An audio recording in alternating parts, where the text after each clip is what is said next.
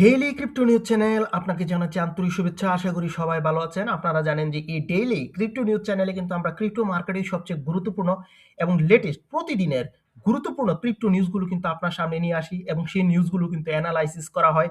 এবং আপনি যদি এই ক্রিপ্টো নিউজগুলো জানেন তাহলে কিন্তু আপনি বুঝতে পারবেন ক্রিপ্টো মার্কেটের নেক্সট মুভমেন্ট কি হতে যাচ্ছে। অর্থাৎ ক্রিপ্টো মার্কেট বর্তমান যে পজিশনে রয়েছে সেখান থেকে ক্রিপ্টো মার্কেট পাম্প করবে নাকি ডাম্প করবে। এবং তার পাশাপাশি কিন্তু আমরা আপনাদেরকে জানিয়ে থাকি যে আজকে কোন টোকেনগুলো আনলক হবে, ট্রেন্ডিং এ রয়েছে কোন কয়েনগুলো, most visited coin, recently added coin, fear and greed index, alt coin season index, বাইন্যান্সে নতুন কোন কয়েন লিস্টেড হলো কিনা, bitcoin dominance, Ethereum dominance, fundamental analysis, technical analysis, এমনকি সর্বশেষে একটি গুরুত্বপূর্ণ নিউজ কিন্তু প্রতিদিন আপনাদের সাথে আমরা শেয়ার করে থাকি। তা হচ্ছে বর্তমানে টুইটারে অথবা বাইন্যান্সে কোন ক্রিপ্টো কারেন্সিটি নিয়ে হাইপ চলছে। এই সকল গুরুত্বপূর্ণ তথ্য আপনি কিন্তু একসাথে জানতে পারেন আমাদের এই ডেইলি ক্রিপ্টো নিউজ চ্যানেল থেকে। তাই অবশ্যই আমাদের এই ডেইলি ক্রিপ্টো নিউজ চ্যানেলটি সাবস্ক্রাইব করে আমাদের পাশে থাকবেন। তো চলুন আজকে ক্রিপ্টো মার্কেটের গুরুত্বপূর্ণ নিউজগুলো আমরা একটু জেনে নিই, তারপর কিন্তু রয়েছে বিশ্লেষণ। তো চলুন শুরু করি। BTC price decline, source coin market cap. 2026 AI bubble risks and they could impact Bitcoin's future. Source crypto breaking. Trust wallet hack alert as expert reveals 7 million losses. Source CoinDesk. BTC and Ethereum ETF see year-end outflow. Source Cointelegraph. Fear and greed index 27 fear, source coin market cap. ছিল কিন্তু আজকে আমাদের crypto মার্কেটের গুরুত্বপূর্ণ সকল news. তো আমাদের প্রথম যে নিউজটা সেটি হচ্ছে বিটিসি প্রাইস ডিক্লাইন। অর্থাৎ আপনারা জানেন যে বিটিসি যে পজিশনে রয়েছে সেখান থেকে কিন্তু পাম্প করছিল। আজকে আপনারা জানেন 26শে ডিসেম্বর আমরা কিন্তু দেখেছি মার্কেটের মধ্যে কিন্তু ভালো একটা পাম্প রয়েছে এবং $90,000 দিকে কিন্তু যায় এবং সেখান থেকে কিন্তু মার্কেট বর্তমানে কিন্তু ডিক্লাইন অর্থাৎ একটু কিন্তু ফল পজিশনে রয়েছে। তো এটি কেন এবং নেক্সটে কি হতে যাচ্ছে, এই জায়গা থেকে কি যে পজিশন রয়েছে সেই পজিশন থেকে উপরের যে একটা রেজিস্ট্যান্স লাইন রয়েছে 93,000 এর দিকে, সেই লাইনটা কি ব্রেকআউট করে আমরা কিন্তু পূর্বে বলেছিলাম যে 97,000 এর দিকেও যেতে পারে।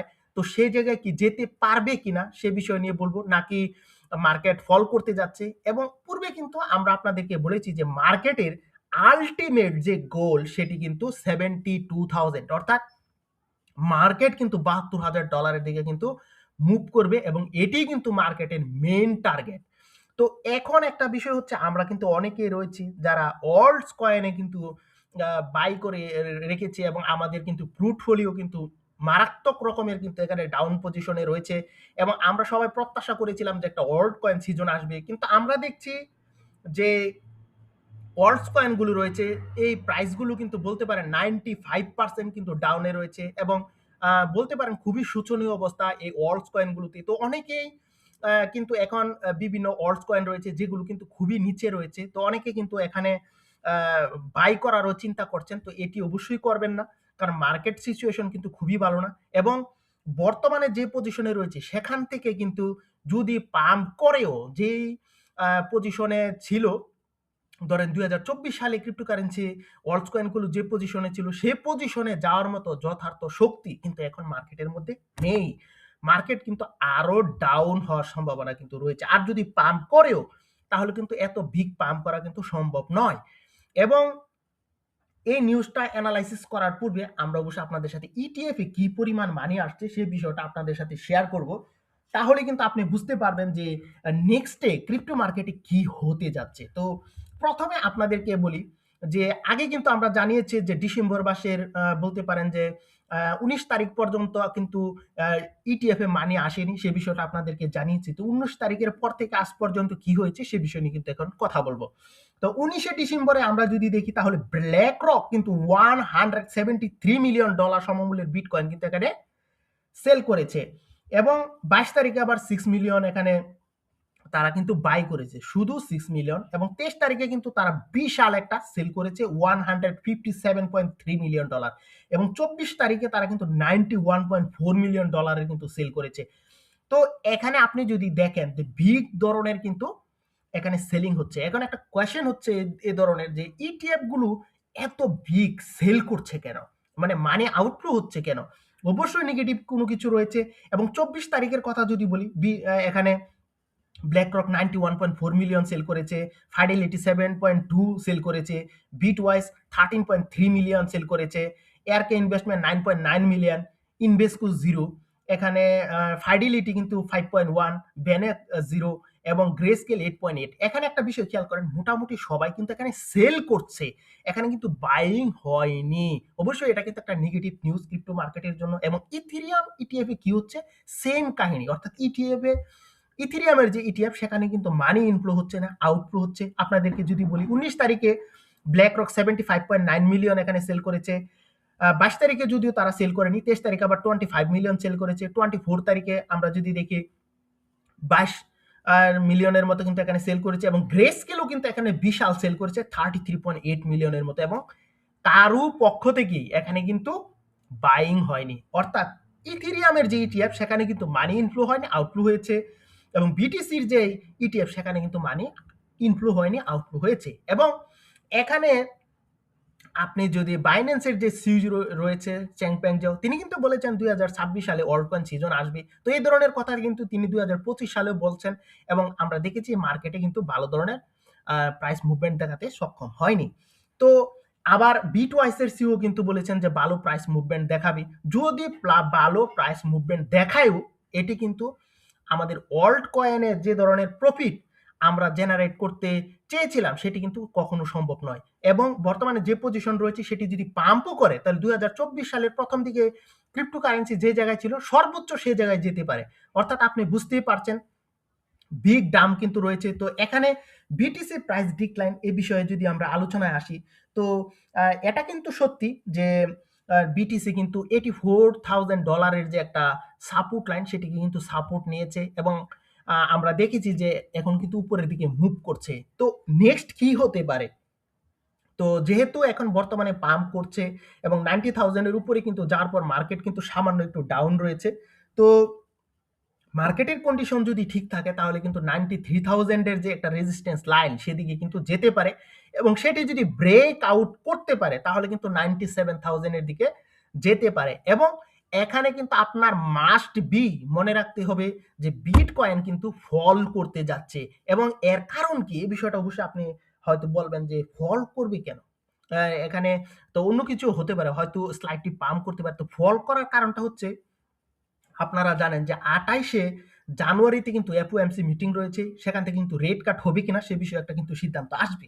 তো 28শে জানুয়ারিতে কিন্তু রেট কাট না হওয়ার সিদ্ধান্ত কিন্তু অনেকেই মনে করছে। যেমন এখানে পলি মার্কেট বলছে 11% সম্ভাবনা রেট কাট হওয়ার। সো বুঝতেই পারছেন যে খুবই নেগেটিভ একটা বিষয়। যদি রেট কাট না হয় তাহলে কিন্তু বিগ ফল কিন্তু এখানে হতে যাচ্ছে। আর যদি আহ মতামত চেঞ্জ হয় অবশ্যই আমরা আপনাদেরকে জানাবো। এই জন্য কিন্তু অবশ্যই আপনারা ডেইলি ক্রিপ্টো নিউজ চ্যানেলের সাথেই থাকবেন এবং লেটেস্ট বিভিন্ন তথ্যের সাথেই থাকবেন। তো এখন আপনাদের মেন টার্গেট হচ্ছে বর্তমান ক্রিপ্টোকারেন্সি যে পজিশনে রয়েছে সেখান থেকে কিন্তু পাম্প করে 93,000 এর দিকে কিন্তু একটা টাচ করতে পারে। এখানে যে রেজিস্ট্যান্স লাইন সেটি যদি ব্রেকআউট করতে পারে তাহলে কিন্তু 97,000 এর দিকে যেতে পারে।